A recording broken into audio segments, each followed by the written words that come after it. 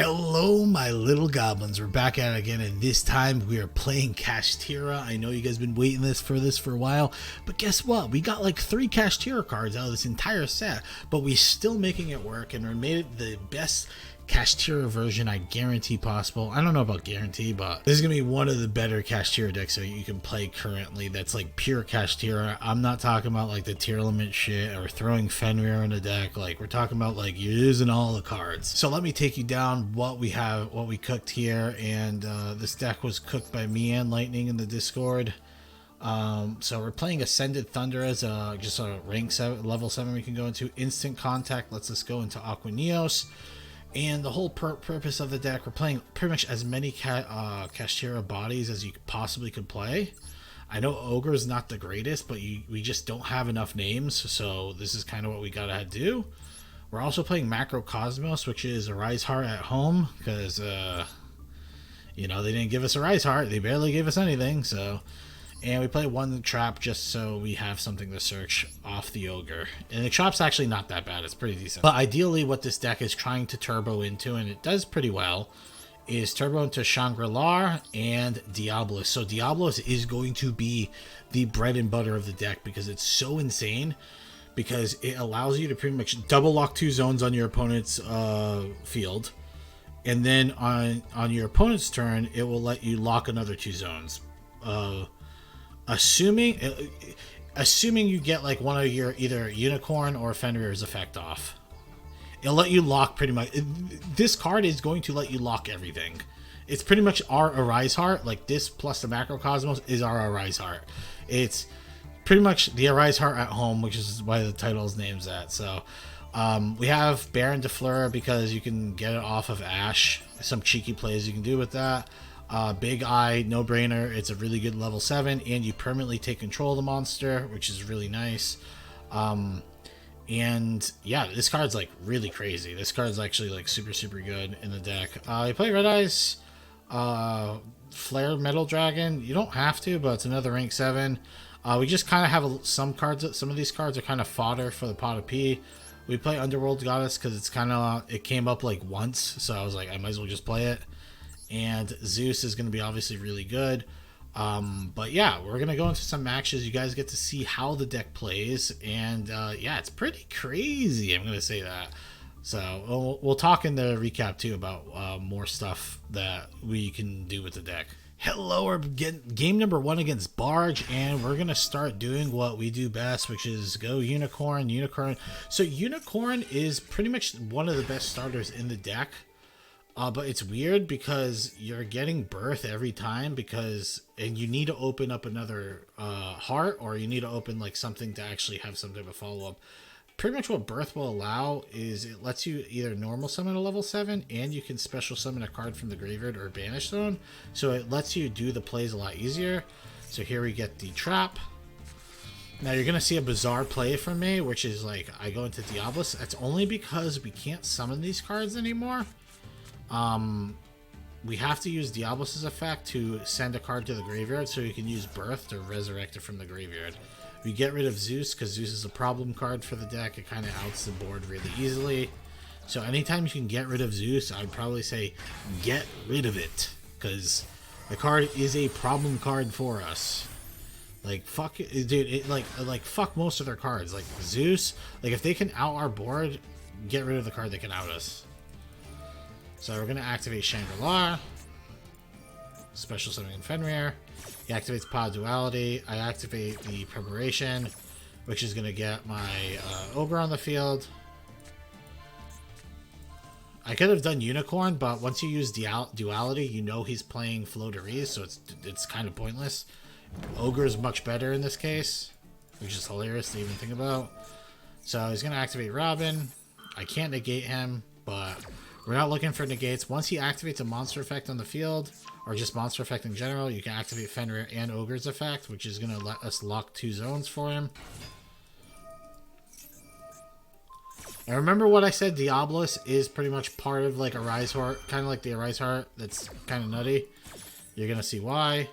So we're going to look at the top 5. We end up hitting the trap, so we're getting rid of the trap. Gets banished face down. Then Fenrir So the weird interaction with Floowandereeze is since they have to leave the battle, the field, face up, the Fenrir doesn't actually banish it face down, which is unfortunate, but it's not a big deal. We get one zone locked here, which is cool.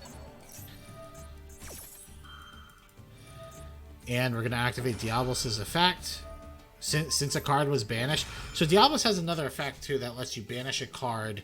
When a card gets banished, you get to banish when a card gets banished face down, you get to banish the top cards of your opponent's library face down equal to the amount of cards that are banished. So now I get to banish 4 cards off the top of his deck, and this is going to also give me another lock. So this is like super important to see. So see how I lock a zone from this. I lock a zone for Ogre, and then I banish 4 cards, and then boom.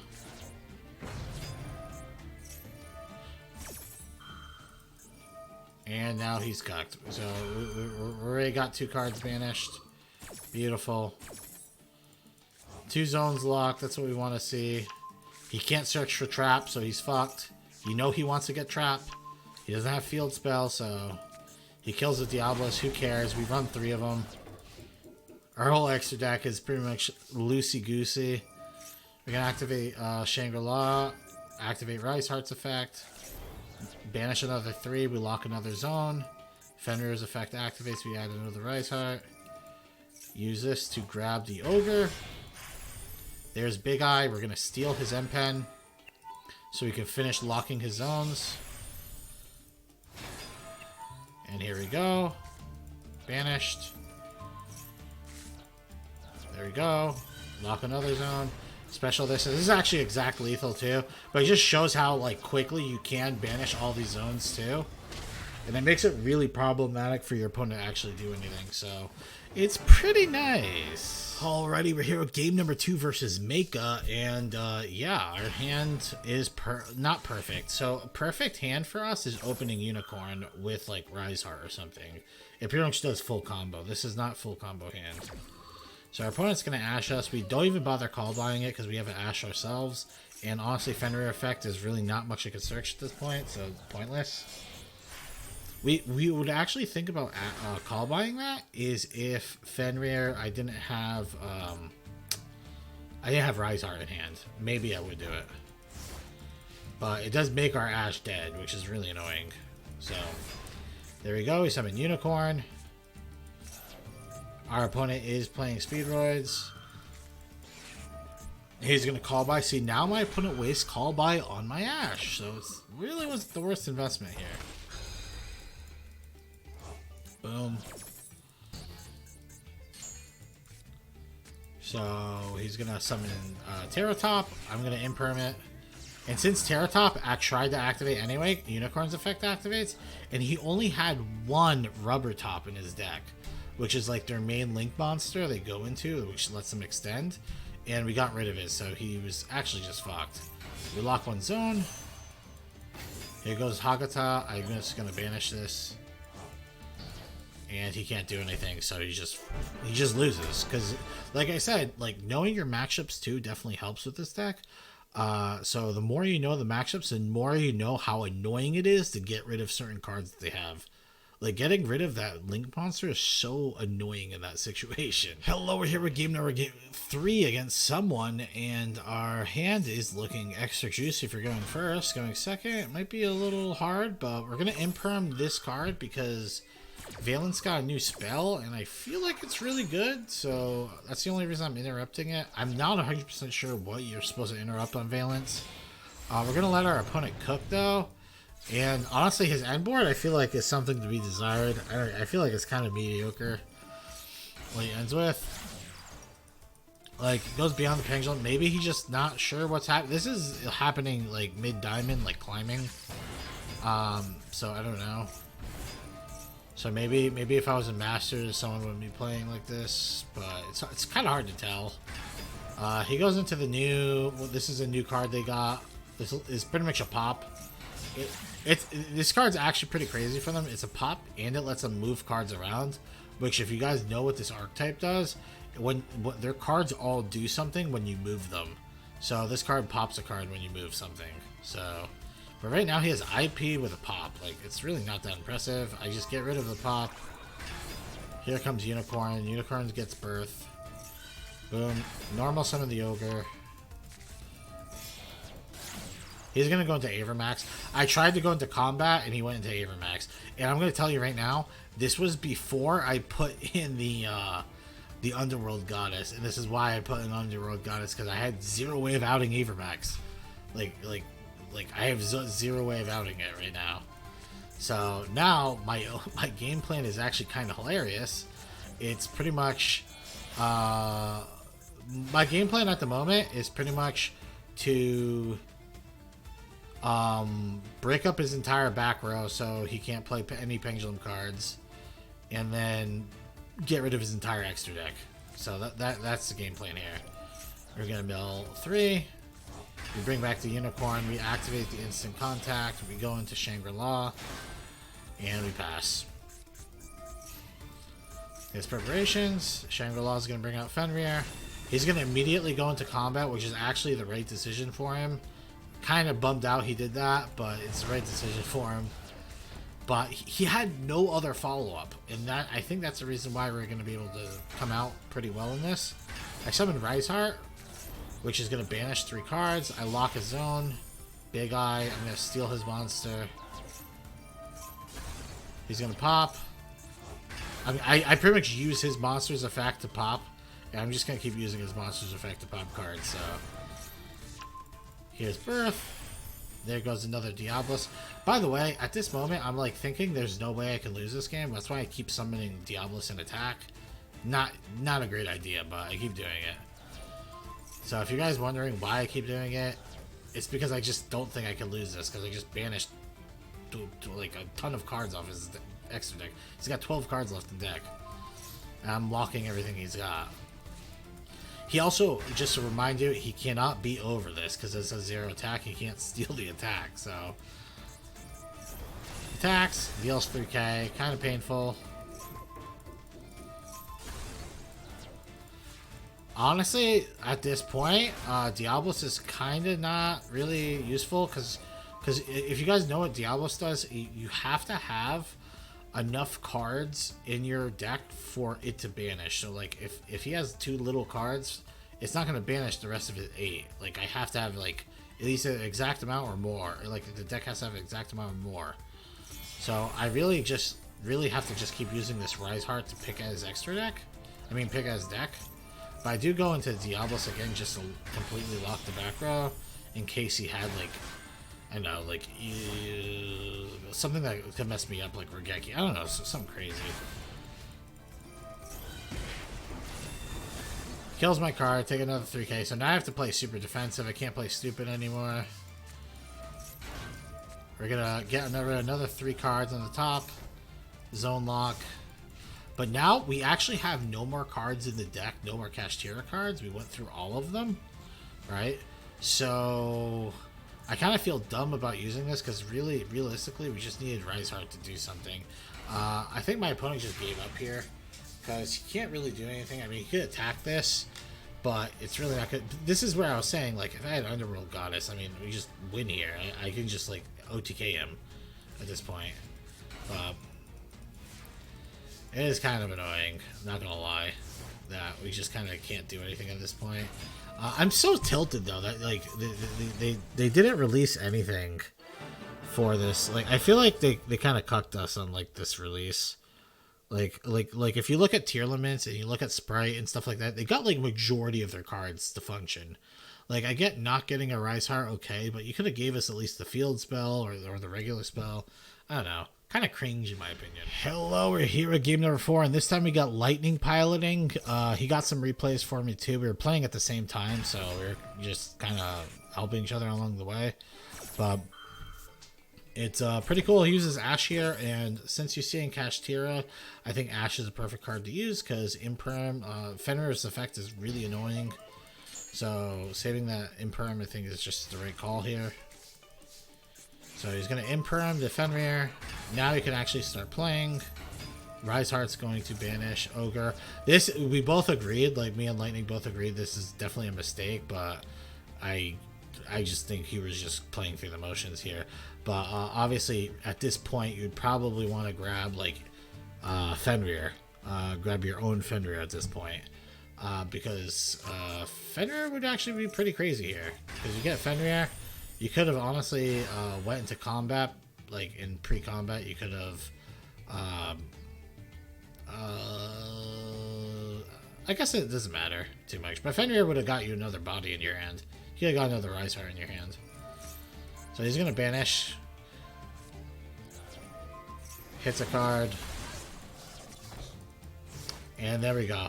So what Lightning did is he seen that the opponent is playing Pendulums, and he just locked this left zone, and now he just I don't want to say instantly wins the game, but it's very, very, very much in his favor. He activates Max C. Here comes Unicorn. Oh, by the way, when these cards activate off hand traps, so now he gets to just activate and get another zone. He's like, okay, thanks. This guy's playing Vaylantz too, like kind of just... Yeah, this is another thing to watch out for, maybe. Like, we probably need to watch out, like, since Vaylantz is the thing now, where you're placing your monsters and stuff. Kind of like when Mech Knights were popular. So, Fenrir is going to grab ARISEHEART. ARISEHEART's going to summon. Banish Unicorn. There's another zone lock. There's Diablos Mindhacker. I mean, this guy's about to get obliterated. There goes Baron. Here goes the neighborhood. Bye-bye. Here's another zone. Everything's locked. Oh no. He used the Vaylantz card to bounce back with another card. And then we have exact lethal. With the zone lock, the disrespect. Dude, this deck, when this deck gets going, dude, it is a lot of fun. Hello, we're here with the final game of the day, and then we go into the recap and talk about the deck. You see evenly matched. Lightning was playing with the evenly matched, but he ended up dropping it because we realized, like, it just really didn't come up that much, and if your opponent sets up full board, evenly matched is probably not going to break it. Let's be real. But he has full combo with Unicorn and ARISEHEART. And boom, there we go. Adds Ogre, normal summon the Ogre, adds the Birth, adds the Preparations, goes in the Shangri-La, goes in the Mindhacker. Mindhacker sends him to the Shadow Realm. Boom, boom. There's two zone lots. So again, when you see your opponent's extra deck, you can kind of almost infer, like if they're playing Electromite, they're playing Pendulums. You can just hit the one of their back rows over here. If they're playing like something that clearly special summons a ton of monsters, just start hitting their monster zones. Like just think about it. If you're playing against Spright, right? Like, you locking these out, like, absolutely butt fucks them. It's so hard for them to play when they can't like use that many monster zones.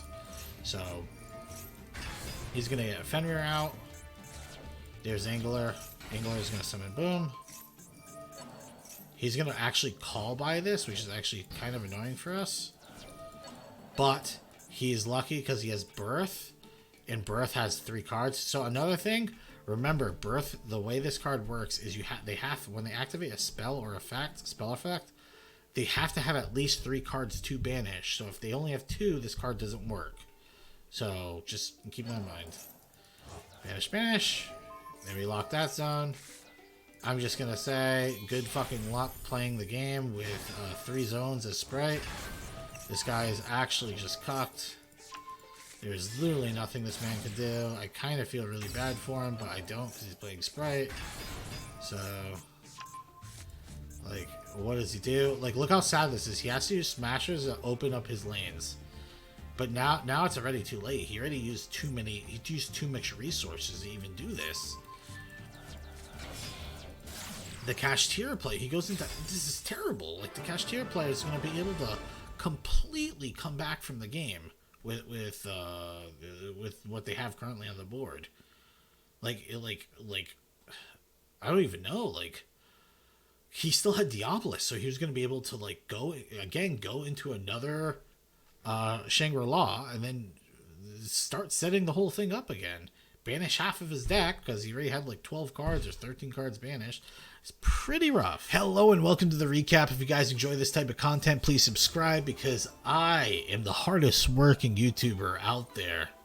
I'm harder working than Mr. Beast. No, but like we make some pretty cool Yu-Gi-Oh content, and we host tournaments too. If you want to join the tournaments, join our Discord. We also have we have a great community growing in Discord, so be part of that. Let's talk about the deck though. Now, you guys are probably thinking, okay, Kashtira Birth, like you only have like 5 Kashtira, 6 Kashtira cards really out there. This deck possibly is fucking garbage, right? This deck's garbage. I'm going to tell you this right now. I climbed from D3 to D1 insanely fast. Like, really, really fast with this deck. Like, it was kind of nuts. I'd probably say we had like a 75 to 80% win rate. The thing is, I couldn't show that many games because we just solo won games off shifter sometimes. And honestly, our crazy end board where I didn't show it in the video mainly because it was a boring game. But our crazy end board was we could go Shangri-La into Diablos into obviously grabbing Unicorn off of the Shangri-La with like Macrocosmos and like other Macrocosmos preparations with Birth. Like, it's such a disgusting combo because you pretty much create an ARISEHEART, except it has Diablos' extra effects to it, and you just lock their whole board so fast with it. It's kind of crazy. You know, one thing I'm actually worried about is like when the other Kashtira cards eventually arrive, like Diablos needs to get hit. This card's going to be too broken with the cards. I actually think it might end up getting a hit because I think this type of gameplay just might not be fun for people to play against. But right now, if Diablos got hit, these cards will just be they'd be so bad. I mean, Fenrir is going to be good no matter what. You just slap him in every single deck. But like Kashtira in general will just be bad because they don't have their other tools. Like Diablos lets them actually play the game. Now, do I think it's worth buying these cards? I think it is worth getting them because remember, Kashtira is going to be a very fun and extremely powerful deck coming when the new cards come out. So, and you already believe it that when the rest of the Kashtira support comes out, this selection pack is probably going to be gone. So you're going to have to get these cards regardless. You don't have to get, for this deck, you do need, I think, 3 ARISEHEARTs. But you don't have to get 3 ARISEHEARTs because if most Kashtira decks, they only run 2. But that's when they're running all the other supports. You're going to need 3 Unicorn and you're going to need 2 Fenrir, though. So those are non-negotiables, you know, because the card's just really nuts. But yeah, the deck worked out way better than I could have thought. I was actually dreading playing this deck originally when I first seen the cards that came out because I was just like, dude, they released like no Kashtira cards. Like, how are we supposed to play this? I think what we have currently here is probably one of the better decks you can make that's pure Kashtira. But yeah, I think, like I said, I think you probably do stuff with like tier limit and stuff, but that's kind of boring. You don't want to play that. I want to play something cool, something fun, something new, you know? Throwing Fenrir in the deck, kind of boring. Play all the cards. Play 3 Ogres. This card's never seen 3 in his life. He's excited right now to play. On a scale of 1 to 10, I'm actually gonna... Dude, I was expecting to give this deck like a 7. But this deck's way better than a 7. I'd probably say it's at least... In this meta, I have to say it's at least 8.5.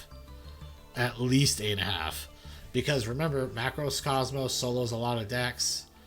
Shifter solos a lot of decks. Like, if you play against Dragon Link and you shifter them, they might as well just concede. Like, it's probably all over. Yeah, it's like really just knowing your matchups is going to be the biggest thing with this deck. Because you need to know what to snipe off of Diablos. So, and what zones to lock with Shangri-La. Because, like, obviously, if they're playing, like, certain Link cards, maybe you want to hit the zones that, like, the Link arrows point to, so they can't, like, extend their Link plays. So that's another thing to think of. But, yeah, so I would probably give this an 8.5. I don't want to get higher than that. Maybe even at 8. Because like I said, it is missing a lot of cards. But it was like pretty friggin' consistent. I'm not even lying. Like, I'm not lying when I say this is actually pretty damn consistent. And lastly, on a tier scale, I'm going to say that this deck is probably Rogue tier. But it could possibly creep up to tier 3, but I'm going to say it's Rogue tier for now. What I'm going to say, though, with this deck is I want to explain the 2-card combo with this.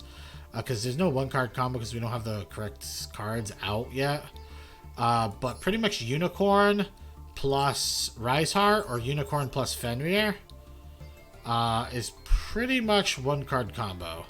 And the way, or 2-card combo, because Unicorn lets you grab Birth, and then if you play Riseheart or Fenrir, it lets you get kind of your other cards. So how's that work? You play Unicorn, grab Birth, play Birth, play Riseheart, use Riseheart to banish Fenrir. You use Birth to grab the Fenrir that's banished. Summons it, activate Fenrir to grab Ogre. Then you can normal summon the Ogre. Activate Ogre's effect to grab Trap, and then you have the Shangri-La or Diabolus, and then obviously if you have the Fenrir plus this, you can summon this, and then you can normal summon the Unicorn, activate Unicorn's effect to search Riseheart. Riseheart's going to banish Ogre this time, and then you special summon the Ogre with the continuous spell. I mean, it's really not that difficult, which is why I'm not going to do a combo guide on it, because it's really kind of like basic. And if that was confusing for you, just like slowly rewatch what we were playing. I think, like I said, it's pretty basic. Remember, this card's Unicorn, this card's Ogre, this card's Fenrir, and this card's Riseheart. You know what you guys want to see? Tell me down in the comments what deck you guys want to see and how you like this deck so far. Do you think it's a cool deck?